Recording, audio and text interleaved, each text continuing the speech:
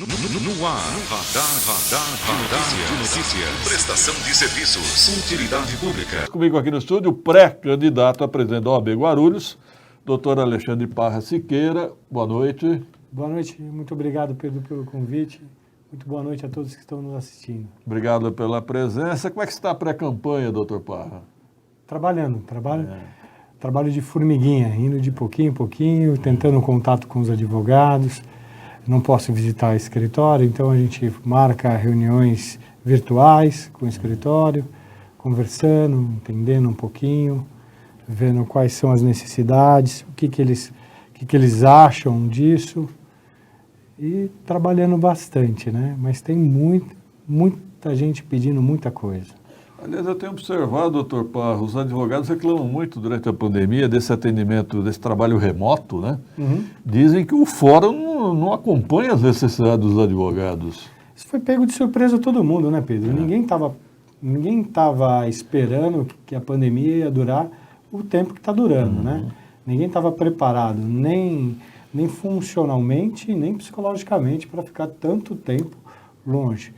Vejo que o Tribunal de Justiça também não implementou isso. Falo isso, o Tribunal de Justiça do Estado de São Paulo, também a Justiça Federal. Você vê que os processos novos são digitais, os antigos, hoje eles terceirizaram para a advocacia digitalizar, né? Que é um absurdo, né? Então, essa é uma realidade que a gente vai ter que enfrentar para o resto da vida. Não volta atrás não, viu? Podemos dizer que a pandemia afetou os rendimentos dos advogados? E muito. Eu estava discutindo esses dias com a professora Selma, que cuida da área trabalhista, né? E eu estava falando, os advogados que fazem audiência, preparados só para audiência, o que eles estão vivendo hoje? Como é que está hoje? Não tem mais audiência trabalhista? Não tem audiência, são todas virtuais, você tem que se reinventar, toque de caixa, para você conseguir atender o mercado e também colocar dinheiro no bolso. Mas, por exemplo, uma Justiça do Trabalho está tendo audiência virtual? Sim, virtual, 100% virtual, 100%. Isso atrapalha a defesa do advogado? Eu entendo que sim, porque, Pedro, a maior prova utilizada na Justiça do Trabalho é o depoimento de testemunha. Como é que você vai fiscalizar se a testemunha não está sendo orientada por alguém, Entendi. por uma das partes? E a gente tem um problema sério em Guarulhos.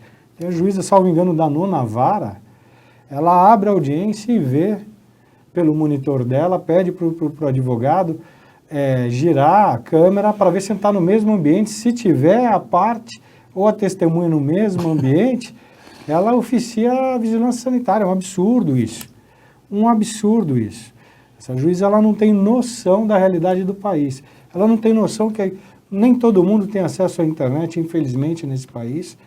Nem todo mundo tem acesso a um telefone celular, entendeu? Para você poder fazer uma audiência, porque o reclamante ou a testemunha da reclamada ou do reclamante tem que estar em lugar diverso. Espera aí, de repente eu sou seu cliente, estou no seu escritório para audiência virtual. Ela entende que eu não posso estar no seu escritório. Entende e ainda oficia a OAB e oficia também a vigilância sanitária.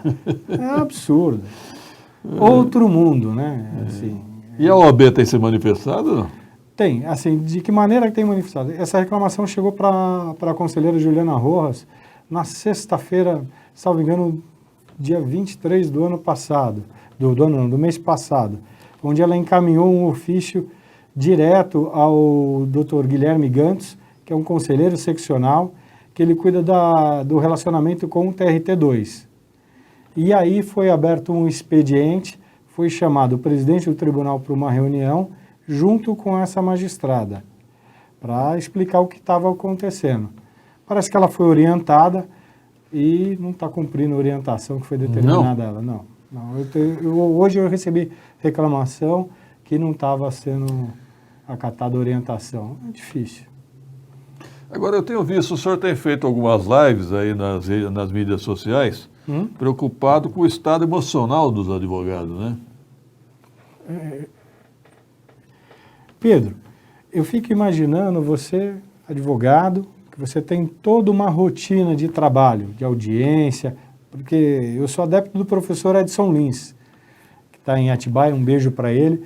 Ele gostava de chegar antes na audiência, ver como estava o clima da audiência, como estava o magistrado, ver as partes, como é que está sendo o trato aquele dia. Hoje, numa audiência virtual, você não consegue fazer isso. É muito difícil. Mesmo que você fique na sala de espera, você não tem aquela dinâmica, você não consegue medir a temperatura de como está acontecendo as coisas. E aí, Pedro, entra o psicológico do advogado, né? Ninguém vai lá na porta do nosso escritório, entra e me dá uma notícia boa, né? O advogado só trabalha com o problema dos outros. Então, assim, tudo isso, essa energia, essa ansiedade, você depende de ganhar o processo para você ser admitido pela sociedade como um bom advogado. Me perdoe quem pensa diferente, mas o bom advogado é o que ganha ação. Não conheço ninguém famoso por perder a ação e ser contratado. Então você tem toda essa responsabilidade. É difícil administrar isso, Pedro. E para os novos advogados, os jovens advogados estão entrando agora ou entraram agora há pouco no mercado? Pegaram isso no susto, né? Uma pandemia desse tamanho, o mercado travado, o escritório de advocacia não está contratando ninguém. Não, né? O advogado está passando necessidade financeira, isso é uma realidade, Pedro, isso é uma realidade. O advogado é a ponta do negócio. Se a indústria, se o comércio começa a ir mal, isso vai repercutir lá no Poder Judiciário, aonde para ter acesso precisa de um advogado. Você imagina como é que está? O jovem advogado está tendo que se virar nos 30 em casa, trabalhando em casa. Como é que ele vai captar um cliente dele de maneira legal? Como é que ele vai se promover para ser contratado? Difícil. Quinta-feira agora eu vou fazer uma live com um ex-conselheiro federal e corregedor do Tribunal de Ética e Disciplina para falar só sobre isso, sobre publicidade em tempos de pandemia. Porque você não pode ter uma legislação antiga que proíbe o advogado de fazer publicidade, como é que ele vai ser lembrado? Porque é estranho, porque eu já vi em outros países, é muito comum os advogados fazerem propaganda, até na televisão, no rádio, no jornal. Aqui no Brasil existe não sei. É uma legislação antiga, da década de 40, entendeu? Que era uma outra realidade. E hoje a gente está aí com esse universo virtual e a gente vê, isso é uma decisão hoje, recente, que advogado não pode fazer TikTok. Estava demais também, né? Advogado dançando, fazendo dedinho, pontinho. Pô. Eu cheguei a ver no TikTok alguns dando conselhos, né? Isso. Você pode dar conselho, você só não pode orientar, você não pode estimular a pessoa a procurar o judiciário, a demandar, mas você pode falar sobre a sua expertise, sobre as suas teses, sobre o que você entende que é o direito, entendeu? Agora, fazer TikTok, tem quantos anos, sou isso, sou aquilo, sou aquilo. Não. Desculpa, Pedro, desculpa. Quem que vai consumir isso, Pedro? Está faltando um pouquinho de liturgia aí no negócio. Falta. Igual o eminente ministro Marco Aurélio, né? Vamos respeitar toda a liturgia. Cadê onde foi parar a liturgia? Pô, respeito. Você vai lidar com um problema que às vezes afeta uma família, gerações. E você vai tratar dessa maneira? Você acha que dessa maneira uma pessoa vai te procurar para te contratar?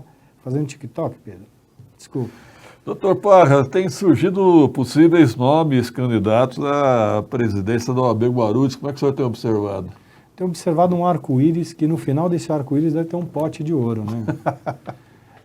É um trabalho totalmente voluntariado. Eu estou há 12 anos dentro da ordem, 12 anos. Eu não entrei na ordem ontem. O senhor já exerceu cargos? 12 anos. Entrei como assessor da presidência na gestão do Fábio de Souza, fui presidente da Comissão de Direito Tributário ainda na gestão dele, na gestão do Alexandre de Sá fui tesoureiro, na atual gestão sou presidente da 18ª Turma de Ética e Disciplina.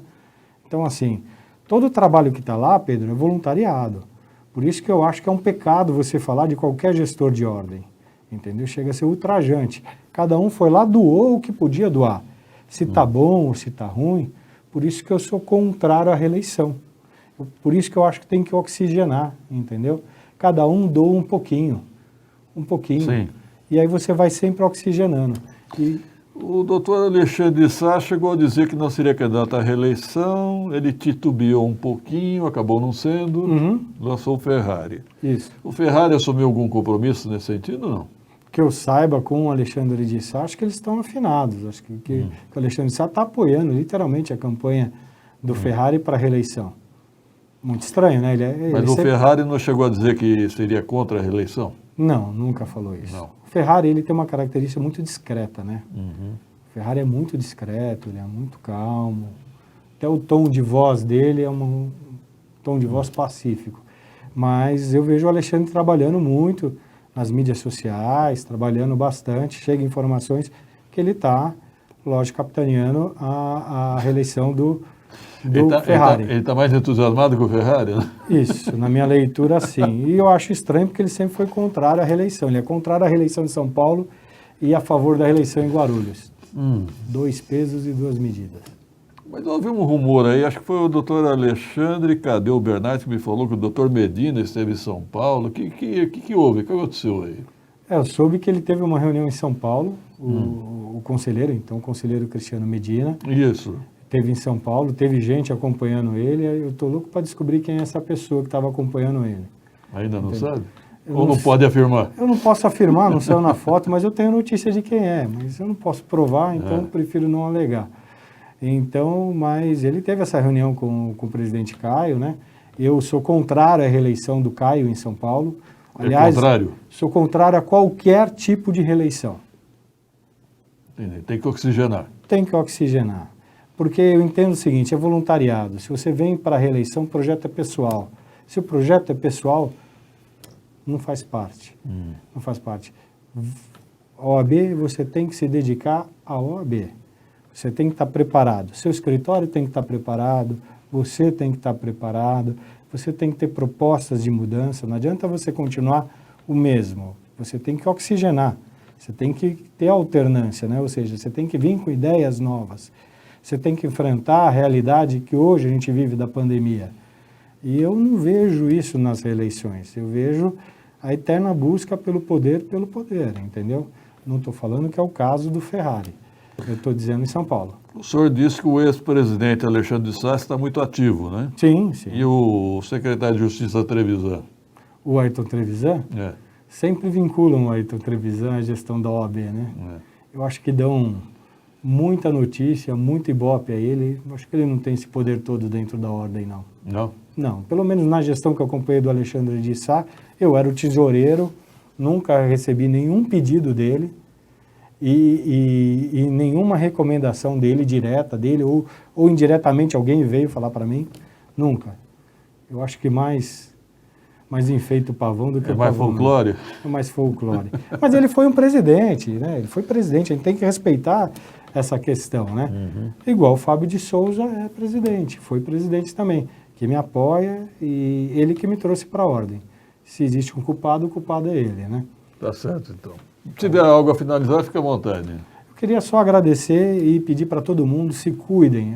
A primeira leva do Covid passou muito longe da minha família. Essa segunda, os tiros estão sendo de raspão, viu? Perdi muitos amigos. A semana passada eu perdi 3 amigos. Lamento. De idade baixa, amigos com 34 anos, com 40 anos. Eu tenho uma filha de um amigo com 6 anos que está hospitalizada. Não está brincadeira, Pedro. Eu estou morrendo de medo.